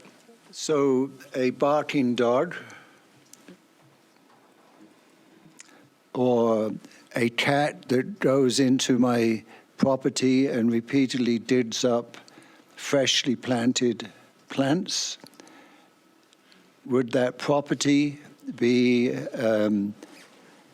where that cat emanates from, or from where the dog that repeatedly barks from the deck every morning, waking me up, would that be a nuisance property? Are you referring to me because we're neighbors? Sorry? Are you referring to me because we're neighbors? No, I'm just... No, the regional district doesn't have a noise bylaw that I'm aware of. Oh. Maybe it needs one. You've been very law-abiding since you've lived there, so I have no complaints to file against you yet. Thanks, Councillor Parslow. No, seriously, about dogs and cats, is that covered? Would that make it a nuisance property? Through your worship to Councillor Parslow's question, that would be directed to the animal responsibility bylaw, in my opinion, which we're in the process of unwinding. So, why would you do that? Why would you take it to that one rather than deal it with through this? What would be your discerning factor? Would it be because they're an animal of a non-human nature? Through your worship to Councillor Parslow, because staff have been directed to rescind the animal responsibility bylaw. Everything regarding barking dogs, animals at large is spoken to in that bylaw. So I see. So human animals under this and other animals under the other. No, seriously, that's fine. That's fine. Thanks, Councillor Parslow. Any other discussion? Oh, thank you, Bill, and thanks for all the work on this. All right, I'll call this motion to vote. All in favor? It's carried. Next, Mayor's Business 11.1, I just had a meeting with Salvation Army, actually, a couple of them. There's just a new area manager in the region, so they came in, met with me. They're just talking a little bit about their future and plans and what the needs are in the community. So I'm just kind of connecting them with the city team to look at that and to know if there's areas where they could help in the social service department. So that was good. Kevin and I met with Lori from the Regional Crown Council meetings. I think that was our second or third time. It was a great meeting, extremely beneficial, and there's so much that comes out of those meetings. So we're grateful that she comes out of her way to come up here. She's also, we did suggest maybe the next time that she comes up, if she could time it, we're around a council meeting so everybody could be available for that. But then she also mentioned that she's going to be down in Vancouver for UBCM, so she's suggested some times for that. So once we get all our information, if you guys can just make sure you respond to Kathy on what works. It's definitely worthwhile meeting with her. Kevin and I went up and met with MP Zimmer just on the water project, just to kind of give him a brief overview and just to kind of try to get more to that federal minister and to get some support there. The Ravalli plaque, so Ross and Cindy Ravalli and their family actually donated or contributed to the multi-use courts, the building of that. When we were building it, they donated. So there's a beautiful plaque that's been put up there. I don't know if anybody's seen it, but it's a great job by the city team to put it up. They were very pleased by it. It's nice. So we had a little ceremony or picture really there last week, and I visited with Ross and Cindy. So Tourmaline Energy was in town as well and met with council, myself, Councillor Earl, Councillor Parslow, and Councillor McDonald, and Kevin attended. I just want to thank them for their time, as always, to come up and to educate us. I had a couple things I just wanted to add to this that came after the agenda went out, but I just wanted to thank the city team for the signage on it's 8th Street and the corner of Co-op there. They put up that way signage on the fenced area there, just pointing downtown, talking about tourism, Dawson Creek. Like, what a phenomenal way to clean up that corner, and I just wanted to thank them. It looks amazing, so thank you, Melissa and Courtney, for the work. It just really looked good and cleaned up a lot that had a leaning fence and not looked great for a long time. So it's just nice. Also, just wanted to just mention too that the playground, there's a couple 3 new playgrounds that are almost complete. So just a thank you to them as well for that. And then another one, I had a meeting on Friday with Northern Health just around doctor recruitment. So I just wanted to touch on that as well. Just some big wins on the retention and recruitment. So this meeting was just directly with Northern Health. I just wanted to share a few things. So there is 3 new family doctors this year. There is, by fall of 2027, there's planned to be 7 new. There is some things that can change, but there's been a lot of work done on the retention and recruitment, and there's a lot of things moving that are, you're starting to see the results of the last 3 years, really, of the efforts that have been put in. So that was just some good news. They've also just signed an orthopedic surgeon, which will be here in the fall. Another good news. So just really good. It was a lot of good news. The one downside is we're running out of facilities to house family physicians. So all with the 3 new ones that are coming, pretty much all of the medical clinics are going to be full. One of them does have a specialty physician in it. Maybe 2 of them actually do too. So there might be a little bit of room there. But there's a need in the community for another facility to house family physicians. So I did run some ideas by her, and she did get back to me this morning on some of that. I just can't share them publicly yet, but there is an opportunity out there. So, any questions on any of that? No? All right. Next, 12 Chief Administrative Officer operational updates. Over to you, Kevin. Thank you, Your Worship. Couple quick updates. Reminder for council and everybody else out there that the pool will be shut down August 29th to October 2nd for the annual maintenance shutdown period. So people will often ask why, how come. It's important for us to take that time to maintain the facility. If we don't, we will have more shutdowns in the future as we're dealing with unnecessary or unscheduled, repairs. So it's important for us to take this time each year and maintain, as I've always said, that pennies on the dollar to maintain it, because we certainly can't afford to rebuild a new pool sooner than we should have to. Quick update, we had a power surge, bump, something this morning in the community, specifically downtown.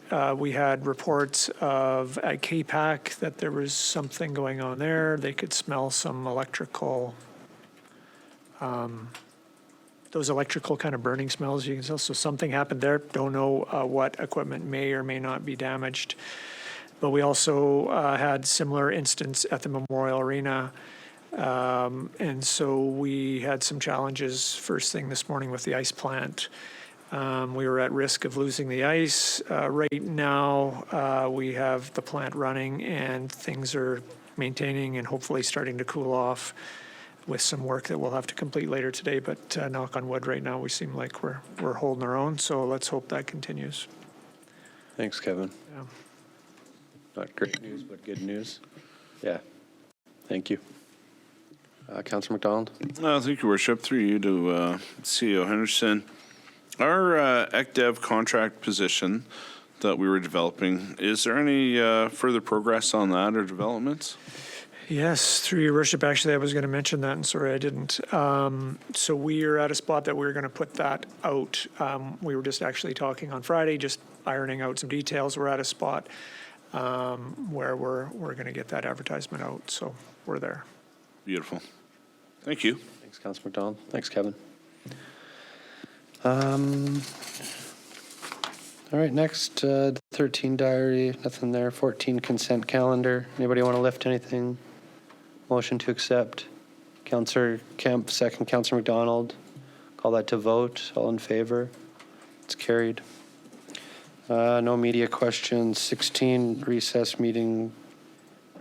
to close meeting. 16.1, resolution to move into the meeting of council closed to the public for agenda item 5.1 and 5.2, section 91C, labor relations or other employee relations. Agenda item 5.2, section 91J, information that is prohibited or information that, if were presented in a document, would be prohibited from disclosure under section 21 of the Freedom of Information and Protection of Privacy Act, and section 91K, negotiations and related discussions respecting the proposed provision of a municipal service that are at their preliminary stages, and that, in the view of council, could reasonably be expected to harm the interests of the municipality if they are held in public. And section 92B, the consideration of information received and held in confidence relating to negotiations, one between the municipality and provincial government or the federal government, or both, between the municipality and another local government, or between another local government and a third party, and between the municipality and a First Nation or prescribed Indigenous entity. Agenda item 6.1, section 91G, litigation or potential litigation affecting the municipality. Councillor Kemp, second. Councillor McDonald, call that to vote. All in favor? It's carried. Thanks, everyone.